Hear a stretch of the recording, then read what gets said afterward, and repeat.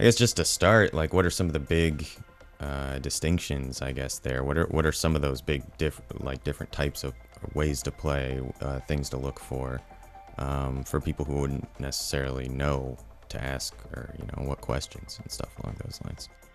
Yeah, exactly. That's not exactly something that a lot of people actually put a lot of thought into before you decide to join a game, is certain aspects of the gameplay. Some of these things are rarely thought of beforehand until you get into the game. You realize, hey, I wish we could do, X, and some of those things that don't come up a whole lot are things like tactical style combat versus, a more simplified version, or even large scale combat where it's not, your party versus another group or another party, but instead it may be a battlefield with, hundreds of players, not necessarily players, but hundreds of actual NPCs, along with the players performing, whatever it is that you have to accomplish.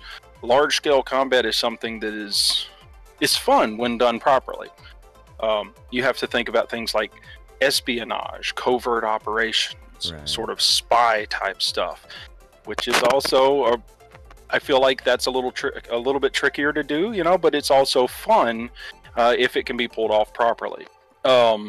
Puzzles, some people are really into puzzles. Some people really hate puzzles. Yeah. Tons of people puzzles are a huge part of the game, but I think there are certain types of puzzles that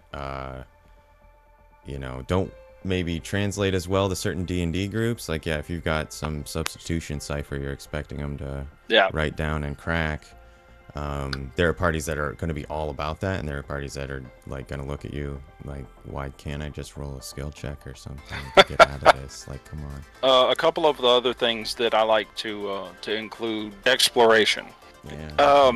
Now, exploration is not something that I've personally done a lot of. I know some people that have a lot of fun with it, but as a DM, it's not something that I've delved too deeply into. But that's one of those things that, you want to ask. If that's something that you really like doing, then, think about it. When you say exploration, I guess, do you mean sort of like the players are looking at a world map that's kind of fogged over and they're slowly revealing chunks of it? Are you talking about like regular pathfinding stuff with your ranger, or I guess, because I hear that talked about, but like you're saying, I don't feel that I've necessarily really ever gotten into that, because I usually have my campaigns in a pretty developed part of the setting that I'm in, or as much as anything is in the high fantasy setting anyway.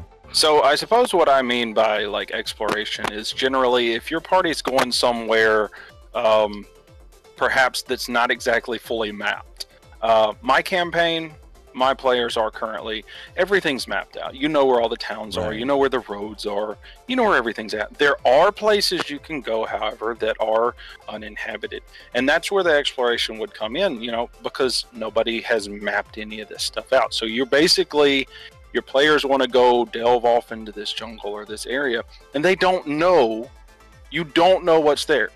So that's where the whole grid by grid exploration, comes into play. The survival checks, the navigation checks, what have you. Some overmap kind of, Final Fantasy VII situation or something. Exactly.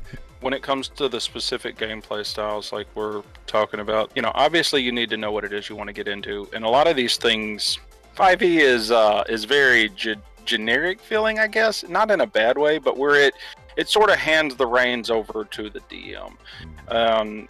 You can do a lot of this stuff. You need to know what it is you want to do, because a lot of it's not actually in the books, Right.